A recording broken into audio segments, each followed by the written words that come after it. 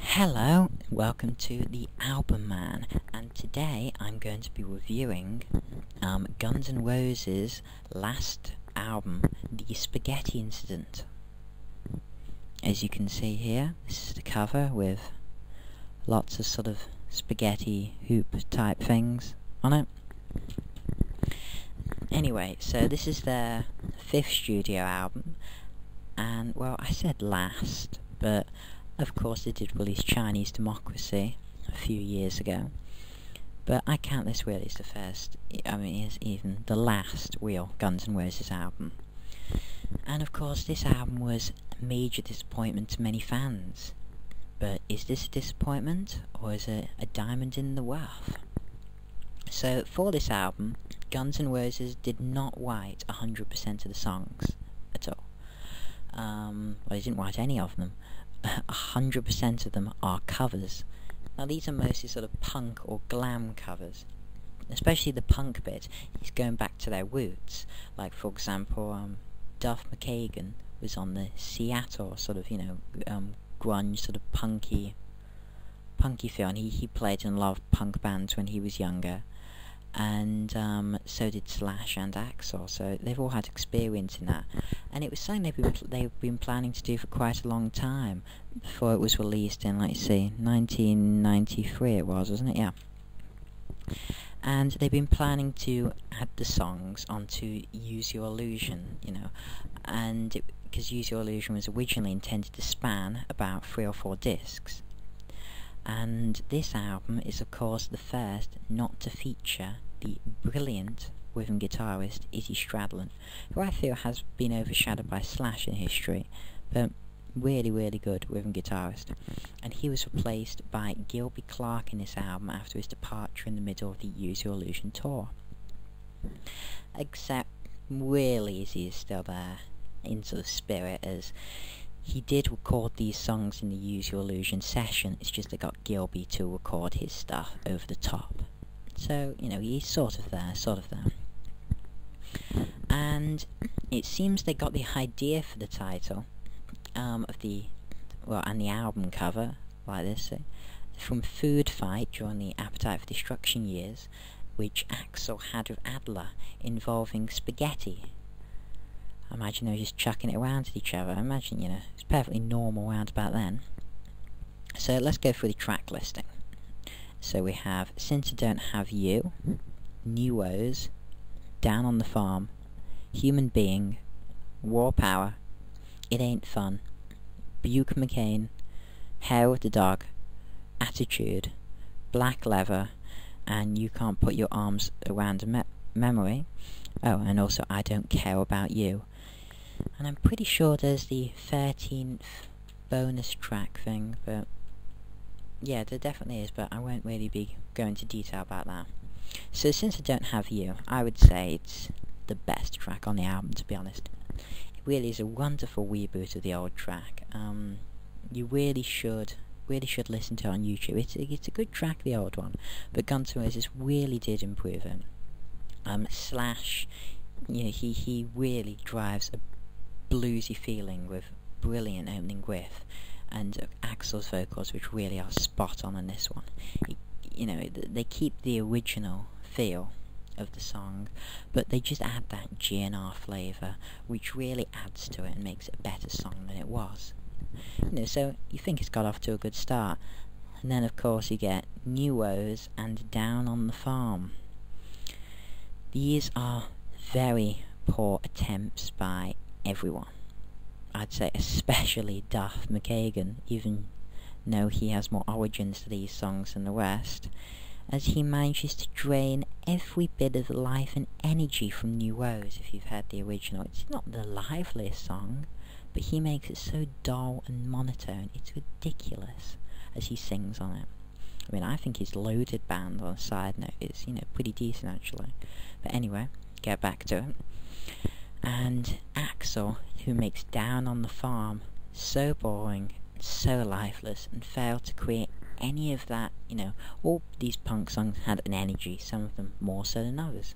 Not exactly saying this had the energy of something like, I don't know, can't really think of anything. I don't know, London Calling or Anarchy in the UK, you know, something like that doesn't have any of that energy. So after the hell of being on that goddamn awful farm, you get to Human Being, where Slash performs a great solo at the end, and Axl again at top form. It really is a great, you know, punk rock track. It's done well. They do it well. And then there's War Power, which is underwhelming. I mean, yeah, really underwhelming in every way. There is no War Power energy given off by any of the members. Just, you know, another track to skip. So you get to It Ain't Fun, which has, well, the right title, to be honest. Because, oh no, it's called Ain't It Fun even. Sorry. Has the wrong title, as it's not fun at all. And the chorus sounds like it's being sung by a drunkard at karaoke. Or two even, as Axl collaborates with Michael Monroe. Awful song. I mean, you shouldn't really expect it to get worse. But then, of course, you get Buke McCain. And what an awful song. The shivers it sent down my spine were of repulsion towards this song. I mean, Van Gogh must have been listening to it when he cut his ear off, out of just pure depression and wanting to never hear it again. I wouldn't blame him. I mean, if you manage to survive to track 8, which is after Buke McCain, give yourself a medal. Because you get down, you know, to Hair of the Dark. Now it isn't too bad. It has a weird moment in it though. I mean, except for being sung in another drunk Slayer by Axl and having a chorus that says, "Now you're messing with a son of a bitch." You know, they didn't write that, but it seems, and I really could swear that Slash seems to play breakdance music in the middle of this track. I'd say around, I don't know, 156, you know, don't quote me on it. For about 20 seconds, it just sounds, it's really, really odd.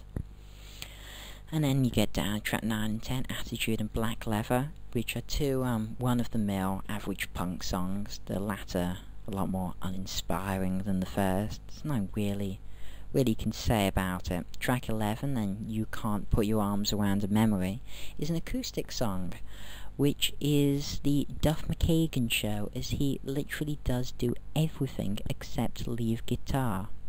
And you would have thought, you know, it would have been done by Slash or maybe even Gilby, but no. Richard Dugoy, I can't say I know who he is. If you do, please leave on the comments. So it's an odd song. It's not quite too bad. And last, and well, probably, I don't know, close to least, but I mean, you can't get much worse than Butte McCain. I Don't Care About You. It basically is, I could describe it as a rant by Axl. Don't know what about. It's just a rant, an vengeful tone, and not very pleasant. It's not a nice song. And of course the hidden track, which is, that's it, Look at Your Game Girl, which is a sort of a softer close to this album. Now, I picked up this album from CX for about £1. And for £1, you know what, it really is worth it. The songs like Since I Don't Have You and Human Being. But in general, I was completely underwhelmed by this album. I'm a huge fan of Guns N' Roses. Appetite for Destruction is my all-time favourite album. I adore Use Your Illusion 1 and 2. And, you know, this just was not very good. If you see it anywhere for over £1, don't buy it. If you see it really cheap and you're a hardcore Guns N' Roses fan, I would recommend getting it just for a couple of songs. But overall, I would have to give it, I'd say, 4 out of 10. Anyway, thank you for watching. Comment, rate, subscribe, and there is a question at the bottom of my channel. It's which Guns N' Roses lineup do you think is better? You know, you can choose the Appetite for Destruction years, Use Your Illusion, the Spaghetti Incident years, I suppose, and of course the modern day Chinese Democracy years. So I'd be interested to know what you thought, and thank you for watching.